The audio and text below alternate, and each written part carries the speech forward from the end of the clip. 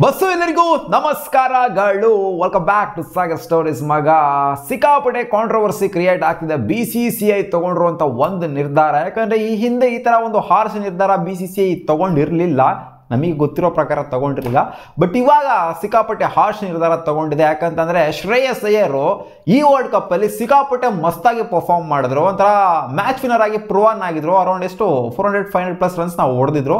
So ಇಂಥ player central contract ಲಿಸ್ಟಿಂದ ಈಚೆ ಬಿಡ್ತಾ ಇದೆಯಲ್ಲ, ನಿಮಗೆ ಏನು ಅನ್ಸುತ್ತೆ ಅಂತ ಸುಮಾರು ಜನ ಕೇಳಿದ್ರು. ಜೊತೆಗೆ ಶ್ರೇಯಸ್ ಇವ್ರ ಬಗ್ಗೆ ಏನು ಅಷ್ಟೊಂದು ಕೇಳಲಿಲ್ಲ, ಶ್ರೇಯಸ್ ಅಯ್ಯರ್ ಬಗ್ಗೆನೇ ಜಾಸ್ತಿ ಕೇಳ್ತಾ ಇರೋದು. ಯಾಕಂದರೆ ಸುಮಾರು ವರ್ಷದಿಂದ ಆಡ್ಕೊಂಡು ಬಂದಿದ್ದಾರೆ ಶ್ರೇಯಸ್ ಅಯ್ಯರ್ ಅವರು. ಶ್ರೇಯಸ್ ಅಯ್ಯರ್ ಅಂತ ಪ್ಲೇಯರು ನಮ್ಮ ಇಂಡಿಯಾಗೆ ಅಗತ್ಯತೆ ಇದೆ. ಅವ್ರು ಜಸ್ಟ್ ಒಂದು ರಣಜಿ ಮ್ಯಾಚ್ ಆಡಿಲ್ಲ ಅಂತ, ಅಥವಾ ಒಂದೆರಡು ರಣಜಿ ಮ್ಯಾಚ್ ಆಡಿಲ್ಲ ಅಂತ ಅವ್ರಿಗೇನೋ ಸ್ವಲ್ಪ ಲೀವ್ ಬೇಕಾಗಿತ್ತು, ಅಥವಾ ಅವ್ರಿಗೇನೋ ಒಂದು ಸ್ವಲ್ಪ ಬಾಡಿ ಸಪೋರ್ಟ್ ಮಾಡ್ತಾ ಇಲ್ಲ ಅಂತ ಅವ್ರು ಸ್ವಲ್ಪ ಈಚೆ ಉಳಿದ್ರಿಂದ ನೀವು ಅವ್ರನ್ನ ಕಿತ್ತಾಕ್ಬಿಡೋದ? ಎಷ್ಟು ವರ್ಷ ಆಡಿದಂಥ ಶ್ರೇಯಸ್ ಅಯ್ಯರ್ನ ಮರ್ತ್ಬಿಟ್ರೆ ಶ್ರೇಯಸ್ ಅಯ್ಯರ್ ಏನೇನು ಮಾಡಿದ್ದಾರೆ ಅಂತ ಎಲ್ಲ ಸುಮಾರು ಜನ ಕೇಳ್ತಾ ಇದ್ದಾರೆ. ಇರ್ಫಾನ್ ಪಠಾನ್ ಅವರು ಒಂದು ಟ್ವೀಟ್ನ ಮಾಡಿದ್ದಾರೆ. ಇಶಾನ್ ಕಿಶಾನ್ಗೆ ಜೊತೆಗೆ ಶ್ರೇಯಸ್ ಅಯ್ಯರ್ಗೆ ಇವಾಗ ತೆಗೆದಾಕಿದ್ರಲ್ವಾ, BCCI ಒಂದು ನಿರ್ಧಾರ ಮಾಡ್ತು ಅಂತ ಅಂದರೆ ಒಂದು ನಿರ್ಣಯ ತಗೊಂತು ಅಂತ ಅಂದರೆ ಎಲ್ಲರಿಗೂ ಕೂಡ ಅದು ಈಕ್ವಲ್ ಆಗಿ ಇರಬೇಕು. ಅಂದರೆ ಒಬ್ರಿಗೊಂದು ಒಂದು ಕಣ್ಣಿಗೆ ಬೆಣ್ಣೆ ಒಂದು ಕಣ್ಣಿಗೆ ಸುಣ್ಣ ಮಾಡೋ ಥರ ಇರಬಾರ್ದು. ಎಲ್ಲರಿಗೂ ಅದು ಒಂಥರ ಇದಾಗಬೇಕು, ಅಪ್ಲಿಕಬಲ್ ಆಗಬೇಕು ಅಂತ ಹೇಳಿದ್ದಾರೆ.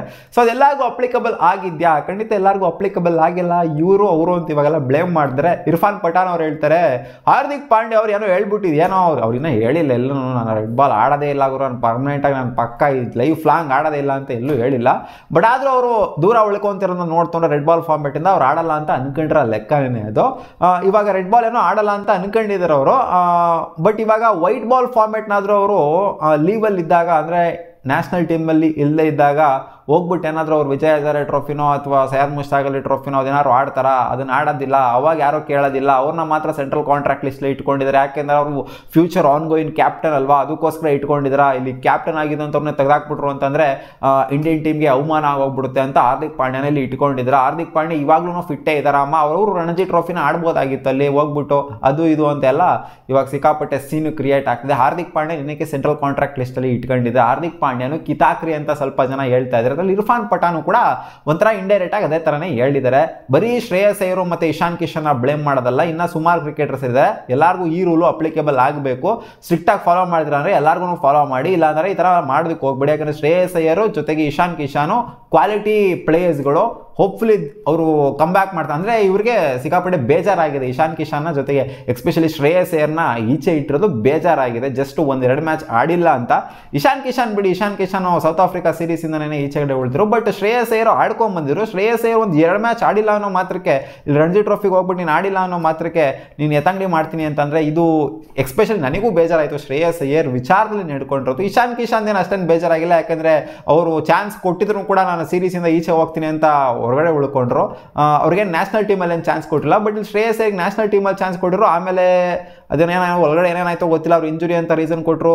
ಇಂಜುರಿ ಆಗಿತ್ತು, ಅದೇನಾಗಿತ್ತು ಅಂತ ಗೊತ್ತಿಲ್ಲ, ಅಥವಾ ಅವರೇ ಈಚೆ ಕಳಿಸಿದ್ರು ಹೋಗ್ಬಿಟ್ಟು ನಾಡ್ಕೊಂಬ ಅಂತ. ಒಳಗಡೆ ಏನೇನು ಕಾನ್ವರ್ಸೇಷನ್ ಆಗಿತ್ತು BCCIಗೆ ಶ್ರೇಯಸ್ ಅಯ್ಯರ್ಗೆ ಅಂತ ನಮಗಂತೂ ಅದು ಗೊತ್ತಿಲ್ಲ. ಸೊ ಒಟ್ಟಿನಲ್ಲಿ ಇವಾಗ ಸಿಕ್ಕಾಪಟ್ಟೆ ಕಾಂಟ್ರವರ್ಸಿ ಕ್ರಿಯೇಟ್ ಆಗಿ ಇನ್ನೊಬ್ರು ಕೀರ್ತಿ ಆಜಾದ್ ಅಂತ ಒಂದು ಸ್ಟೇಟ್ಮೆಂಟ್ ಆಗಿ ಕೊಟ್ಟಿದ್ದಾರೆ. ಈ ರೂಲು ವಿರಾಟ್ ಕೊಹ್ಲಿಗೂ ರೋಹಿತ್ ಶರ್ಮಾಗೂ ಅಪ್ಲಿಕಬಲ್ ಆಗಬೇಕು, ಎಲ್ಲರಿಗೂ ಅಪ್ಲಿಕೇಬಲ್ ಆಗಬೇಕು. ಇಲ್ಲಿ ಕಿತಾಕ್ತೀರಾ ಅಂತಂದರೆ ಸೆಂಟ್ರಲ್ ಕಾಂಟ್ರಾಕ್ಟಿಂದ ವಿರಾಟ್ ಕೊಹ್ಲಿ ಕಿತಾಕಿ ಇವಾಗ ಅವರು ಏನು ಈಚೆಗಡೆ ಉಳ್ಕೊಂಡಿಲ್ವಾ ಅಲ್ಲಿ, ಅದು ಇದು ಅಂತೆಲ್ಲ ಇವಾಗ ಒಂದು ಸ್ಟೇಟ್ಮೆಂಟ್ ಆಗಿ ಕೊಡ್ತಾರೆ. ಅಂದರೆ ಹೋಗ್ಬಿಟ್ಟು ಇವರು ವಿರಾಟ್ ಕೊಹ್ಲಿ ಮತ್ತು ರೋಹಿತ್ ಶರ್ಮಾ ಇವರು ಕೂಡ ಹೋಗ್ಬಿಟ್ಟು ಡೊಮ್ಯಾಸ್ಟಿಕ್ ಆಡಬೇಕಂತೆ. ಅಂದರೆ ಆಡೋದ್ರಲ್ಲಿ ಅವಮಾನ ಇಲ್ಲ, ಆಡ್ಬೋದು. MS ಧೋನಿನೇ ಆಡಿದರೆ, MS ಧೋನಿನು ಅನಿಲ್ ಕುಂಬ್ಳೆನೂ ಆಡಿದ್ರು, ಎಲ್ಲರೂ ಆಡಿದ್ರು ಡೊಮ್ಯಾಸ್ಟಿಕ್ ಕ್ರಿಕೆಟ್. ಅವ್ರು ಪುಡಾಂಗ್ ಪಂಟ್ರು ಕ್ರಿಕೆಟರ್ ಆಗಾದ್ಮೇಲೆ ಏನು ಡೊಮ್ಯಾಸ್ಟಿಕ್ ಕ್ರಿಕೆಟ್ ಹೋಗ್ಬಿಟ್ಟು ಆಡೋದ್ರಲ್ಲಿ ಅವಮಾನ ಇಲ್ಲ. ಬಟ್ ವಿರಾಟ್ ಕೊಹ್ಲಿ ಮತ್ತು ರೋಹಿತ್ ಶರ್ಮಾ ಸುಮಾರು ವರ್ಷಗಳಿಂದ ಡೊಮ್ಯಾಸ್ಟಿಕ್ ಕ್ರಿಕೆಟ್ನ ಆಡಿಲ್ಲ. ಇನ್ಫ್ಯಾಕ್ಟ್ KL ರಾಹುಲ್ ಹಂಗೆ ನೋಡೋಕೆ ಹೋದರೆ ಆಡಿಲ್ಲ. ಸೊ ಒಂಥರ ಏನು ಕೊಂಬನ್ ಬಿಡುತ್ತೆ ಅವ್ರಿಗೆ, ಅದು ಇದು ಅಂತೆಲ್ಲ ಕೀರ್ತಿ ಅವರು ಒಂದು ಕ್ವೆಶನ್ ಆಗಿ ಕೇಳಿದ್ದಾರೆ. ಸೊ ಆ ಥರ ಅಲ್ಲ, ಅವ್ರು ಆ್ಯಕ್ಟಿವ್ ಆಗಿದ್ದಾರೆ ಅಂತ ಅಂದರೆ, ಅವ್ರು ಫಿಟ್ ಇದ್ದಾರೆ ಅಂತ ಅಂದರೆ ನ್ಯಾಷನಲ್ ಟೀಮ್ಗೆ ಆಡ್ತಾರೆ ಅಲ್ವಾ. ನ್ಯಾಷನಲ್ ಟೀಮ್ಗೂ ಆಡಿ ಎಲ್ಲ ಮ್ಯಾಚ್ನು ನ್ಯಾಷನಲ್ ಟೀಮ್ಗೂ ಆಡ್ಬಿಟ್ಟು ಅಲ್ಲಿ ಹೋಗ್ಬಿಟ್ಟು ಡೊಮ್ಯಾಸ್ಟಿಕಲ್ಲೂ ಆಡಬೇಕು ಅಂದರೆ ಒಂಥರ ಸಿಕ್ಕಾಪಟ್ಟೆ ಸ್ಟ್ರೆಸ್ಸು ಎಲ್ಲ ಆಗುತ್ತೆ ಪ್ಲೇಯರ್ಸ್ಗೂ ಕೂಡ. ಎಲ್ಲನೂ ಆಡಬೇಕು, ಇಲ್ಲಿ ಡೊಮ್ಯಾಸ್ಟಿಕ್ನೂ ಆಡ್ಬಿಟ್ಟು ಅದನ್ನು ಆಡಬೇಕು, ಇದನ್ನು ಆಡಬೇಕು, ಎಲ್ಲನೂ ಆಡಬೇಕು ಅಂತಂದರೆ ಒಂದು ವರ್ಷದಲ್ಲಿ ಸಿಕ್ಕಾಪಟ್ಟೆ ಬರ್ನೌಟ್ ಆಗೋಗ್ಬಿಡ್ತಾರೆ ಪ್ಲೇಯರ್ಸ್ಗಳು. ಅದನ್ನು ಕೂಡ ಅರ್ಥ ಮಾಡ್ಕೊಳ್ಳೇಬೇಕು. ಬಟ್ ಫ್ರೀ ಆಗಿದ್ದಂಥ ಟೈಮಲ್ಲಿ, ನ್ಯಾಷನಲ್ ಟೀಮ್ಗೆ ಸೆಲೆಕ್ಟ್ ಆಗಿಲ್ಲದೆ ಇದ್ದಂಥ ಟೈಮಲ್ಲಿ, ಡೊಮ್ಯಾಸ್ಟಿಕ್ ಕ್ರಿಕೆಟು ಆಕ್ಟಿವ್ ಆಗಿ ನಡೀತಾ ಇದ್ದಂಥ ಟೈಮಲ್ಲಿ ಹೋಗ್ಬಿಟ್ಟು ನ್ಯಾಷನಲ್ ಕ್ರಿಕೆಟಿಗೆ ಅಂದರೆ ಇಂಡಿಯನ್ ಟೀಮ್ಗೆ ಸೆಲೆಕ್ಟ್ ಆಗದೇ ಇದ್ದಂಥ ಪ್ಲೇಯರ್ಸ್ಗಳು ಹೋಗ್ಬಿಟ್ಟು ಅಲ್ಲಿ ಆಡೋದು ಅವರ ಕರ್ತವ್ಯ ಆಗಿರುತ್ತೆ. ಇಲ್ಲಿ ಆ ಥರ ಈಚೆಗಡೆ ಉಳ್ಕೊತಾ ಇರೋಂಥ ಪ್ಲೇಯರ್ಸ್ಗಳ ಬಗ್ಗೆ ಮಾತ್ರ BCCI ಸೀರಿಯಸ್ ಆಗಿ ಒಂಥರ ನೋಟ್ ಮಾಡಿಬಿಟ್ಟು ಆ್ಯಕ್ಷನ್ನ ತೊಗೊಂಡಿದ್ರೆ ಅದು ಎಸ್ಪೆಷಲಿ ಶ್ರೇಯಸ್ ಅಯ್ಯರ್ ಮತ್ತು ಇಶಾನ್ ಕಿಶನ್ ವಿಚಾರದಲ್ಲಿ ಮಾತ್ರ ಸ್ಟ್ರಿಕ್ಟಾಗಿ ಆ್ಯಕ್ಷನ್ ತೊಗೊಂಡಿರೋದು. ಇದು ಒಂದು ಕಣ್ಣಿಗೆ ಸುಣ್ಣ ಒಂದು ಕಣ್ಣಿಗೆ ಬೆಣ್ಣೆ ತೊಗೊಂಬಂದು ಇಟ್ಟಿದೆ. ಹಾರ್ದಿಕ್ ಪಾಂಡ್ಯ ಅವ್ರಿಗೆ ಎಸ್ಪೆಷಲಿ ಹಾರ್ದಿಕ್ ಪಾಂಡ್ಯ ಅವ್ರು ಕಣ್ಣಿಗೆ ಬಿದ್ದಿದ್ದಾರೆ ಇವಾಗ. ಹಾರ್ದಿಕ್ ಪಾಂಡ್ಯನು ಕೂಡ ಪರ್ಫೆಕ್ಟ್ಲಿ ಫಿಟ್ ಇದ್ದಾರೆ ಇವಾಗ. ಅವ್ರು ಏನಕ್ಕಮ್ಮ ಆಡ್ತಾ ಇಲ್ಲ ಹೋಗ್ಬಿಟ್ಟು ಅಲ್ಲಿ ಅದು ಇದು ಅಂತೆಲ್ಲ ಕೇಳ್ತಾ ಇದ್ದಾರೆ. ಜೊತೆಗೆ ಬರೀ ಇದು ಟೆಸ್ಟ್ ಫಾರ್ಮೇಟ್ ಬಗ್ಗೆ ಮಾತ್ರ ಮ್ಯಾಟ್ರಿಗೆ ಬಂದಿಲ್ಲ. ಜೊತೆಗೆ ಅವರು ವಿಜಯ್ ಹಜಾರೆ, ಸೈಯದ್ ಮುಸ್ತಾಕ್ ಅಲಿ ಆ ಟೈಮಲ್ಲೂ ಕೂಡ ಎಂತ ಆಕ್ಟಿವ್ ಆಗಿ ಇಂಡಿಯನ್ ಟೀಮಲ್ಲಿ ಕಾಣಿಸ್ಕೊಂತಿಲ್ಲ. ಅವ್ರು ಅವಾಗ್ಲೂ ಹೋಗ್ಬಿಟ್ಟು ಆಡ್ಬೋದಾಯ್ತು. ವರ್ಷಾನ್ಗಟ್ಲಿಂದ ಆಟ ಆಡ್ಕೊಂಡು ಬಂದಿದ್ದಾರೆ ಅವರು. ನಾವು ನೋಡಿದ್ದೀವಿ ಬಲೆ ಹಾರ್ದಿಕ್ ಪಾಂಡ್ಯ ಅವ್ರದ್ದು ಕೂಡ. ಅವ್ರು ಬರೀ ಇಂಡಿಯನ್ ಟೀಮಿಗೆ ಮಾತ್ರ ಆಡ್ತಾರೆ, IPL ಮಾತ್ರ ಆಡ್ತಾರೆ, ಅದು ಕೂಡ ನಮಗೆ ಗೊತ್ತು. ಒಂದು ಕಣ್ಣಿಗೆ ಬೆಣ್ಣೆ ಒಂದು ಕಣ್ಣಿಗೆ ಸುಣ್ಣ ಏನಕ್ಕೆ ಇಡ್ತೀರಾ ಅನ್ನೋ ಥರ ಕ್ವಶನ್ಗಳೆಲ್ಲ ಇವಾಗ ಬಂದಿದೆ. ಏನು ಡೊಮ್ಯಾಸ್ಟಿಕ್ ಕ್ರಿಕೆಟ್ ಆಡೋದ್ರಲ್ಲಿ ಏನು ಅವಮಾನ ಆ ಥರ ಎಲ್ಲ ಏನಿಲ್ಲ. ಒಂದು ಪ್ರೆಸ್ಟೀಜ್ ಎಲ್ಲ ಏನಿಲ್ಲ. ಯಾಕಂದರೆ ಅಲ್ಲಿಂದನೇ ಬಂದಿರ್ತಾರೆ, ಮತ್ತೆ ಅಲ್ಲಿಗೆ ಹೋಗಿ ಆಡ್ಬೇಕು. ಸುಮಾರು ಜನ ಕ್ರಿಕೆಟರ್ಸ್ ಆಡಿದ್ದಾರೆ ಗುರು. ಎಂತೆಂಥ ಪಂಟ್ರ್ ಕ್ರಿಕೆಟರ್ಸ್ಗಳೇ ಹೋಗ್ಬಿಟ್ಟು ಡೊಮ್ಯಾಸ್ಟಿಕ್ ಕ್ರಿಕೆಟ್ನ ಆಡಿದ್ದಾರೆ.